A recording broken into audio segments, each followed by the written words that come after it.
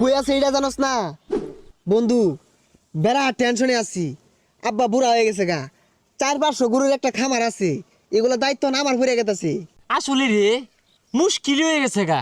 এই যে মনে হলো যে আমার বাহের 1500 একর জমিন আছে, কিন্তু কই আছে কই পাই না।